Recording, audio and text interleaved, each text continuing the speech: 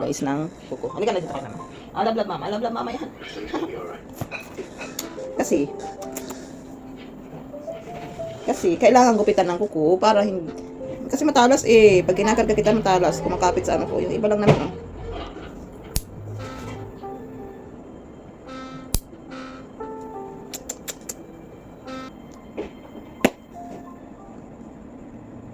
Ito makulit to. Ito makulit ng bebe na to. Kit-kit niya, di ba? Guys, di ba? Kit-kit ni Malo, di ba? Pag ginugupitan siya ng kuko, kailangan siyang libangin, di ba, guys? Bakit yung iba pudpud? Pudpud, yung iba. Tapos ito. Hindi. Ito pudpud din. Bakit? Ano meron? Tapos ito, mahaba. Di ba? Uy, nanonood siya. No, di ka? Tommy told me that night that Sean was coming back to give me something. Who would have thought it was my life? Ay, she's watching movies. Ay, boy ka pala.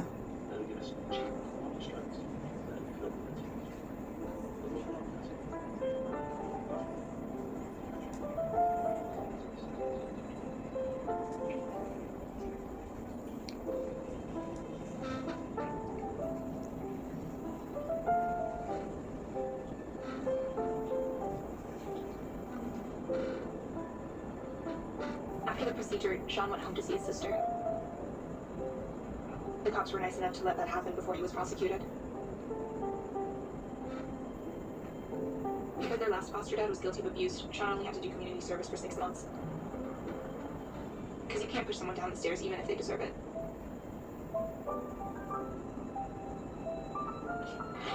Hello. Cute-cute naman ang baby na yan. Tapos na eh. Tapos na ba? Di ka pa nababa? Feel na feel mo naman magpakarga kay mama. Anood tayo ha.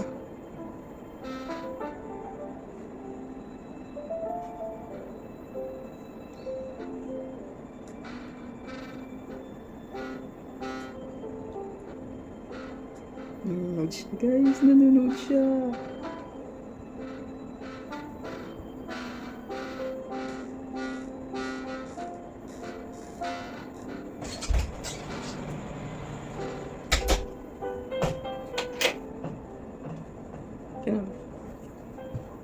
Maya Angelou once wrote, Ay, lagot. I've learned that people Away ni ate yan. No. people will forget what you No, did, no. Flowers. but people will never forget how you made them feel.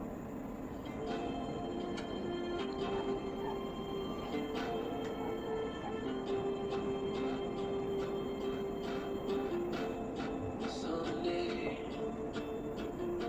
far away, where the ocean Pinatulog. Nanonood yan eh. Pinatulog mo. on this crystal cloudless blue horizon.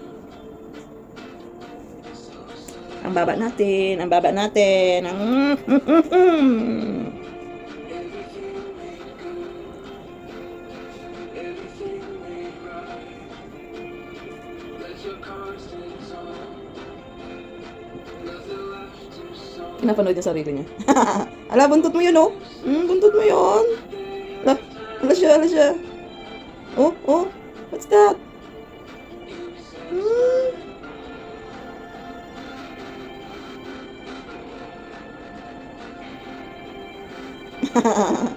Sarap buhay ng baby Malo, ah.